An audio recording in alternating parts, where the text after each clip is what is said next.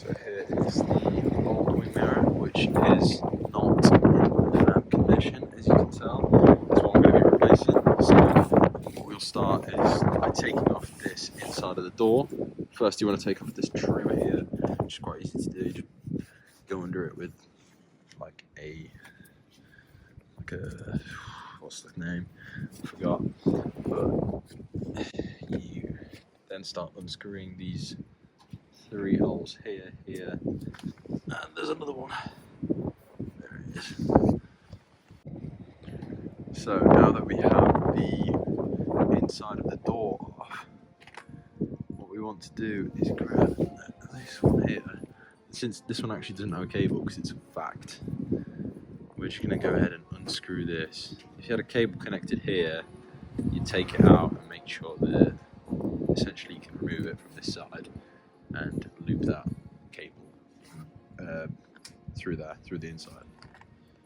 Now, the reason I'm having to do this twice is because the first time I ordered one, similar to this, literally identical on the outside, but this one, this little metal thingy here, was actually 1mm or a couple millimeters to the other way, and the layout looked different. Whereas now, I know that I've ordered the same exact part, because the 3-door seems to differ to the 5-door, which is strange, but I listen there. I don't know if you can see this. What I've done is actually, this looks a bit strange, but I've looped the cable in the mirror with that rubber down there. It was a very tight squeeze, but it's managed to come all the way down past here, and now it's here, right in there. And this is the ultra fiddly part, and we have to get this rubber thing through here and make it look similar to this. This is a challenge. So I've got these long scissors. I'm not aiming to cut it, just to grab it and pull it. We'll see how it goes. Woody, look at that. I believe I'm halfway there. Should be interesting. All I need to do is just pull this bit out now. So for this one, I basically did a strategy of like wiggling it out and putting it at the same time. You want to be careful because now we have the wire over here to pull out as well. This is the connector pin, which we're going to slot right in here, and I'll show you how. So I thought it was damaged because this part here was like, it's not the same on both sides, but anyways, we want to just slot this into here. Boom. And now let's double check if the actual indicator works or not. Yeah.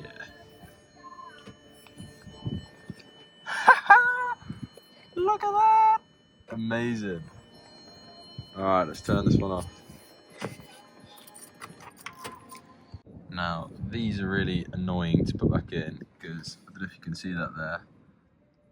The outside has to go on the outside, and the inside here has to go on the inside of there. So it's a bit fiddly, but get doing it. I also forgot to add that to actually slot this this wiggly bit that connects to the connector pin.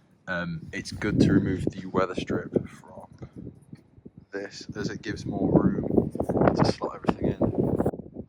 Now I think I'm going to have to put the weather strip back in first and then close this up, because otherwise I think this, I don't know if you can see it too well, this is like, it's meant to go behind the weather strip, so inserting the weather strip after is going to be a ball ache, so I'm going to do that first.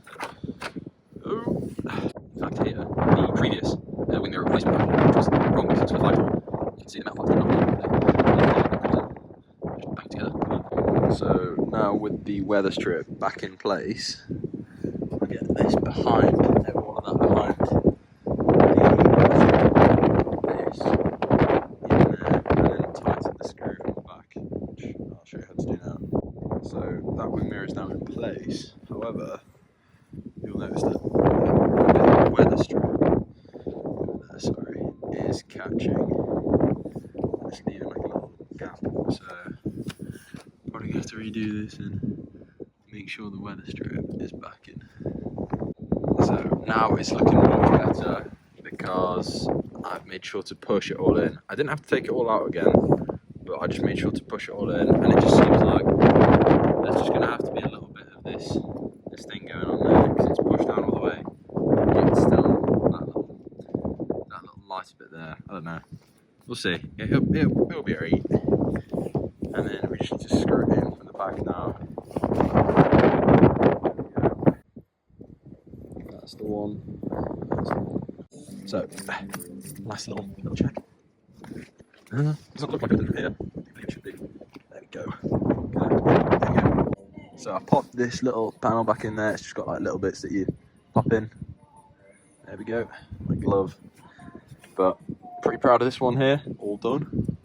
And then we're going to be putting the door panel back in after I give it a little bit of a deep clean. Lovely stuff. Look at that. Look at that sunshine. Next up is popping this little thing here into there, and I'll show you the end result. So the way that I did it was I first popped it in the hole there, and then I slotted that white plastic bit in between there, and it's all good. Next up, we've got to connect this connector pin into that, like the long one that goes up, that big connector pin there.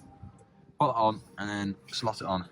So now that both are in, it's literally hanging on the top bit there, and we're gonna pop it all in from each side. Okay, take a look at that. I mean, I'm missing one of the little bits on here, so it's not sitting flush, but except that part, everything else is pretty much on. As we can see here, it's not bad. I'm just gonna be screwing these 3 screws back in here, and popping the trim on. Also, just before that, I've turned on the ignition, made sure that the electricals are indeed working. Stunning. Alrighty, all the screws are in. This is coming back, and it'll be done. There we go.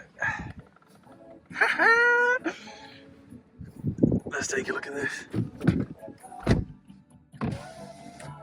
Perfect. And the mirror. Lovely stuff.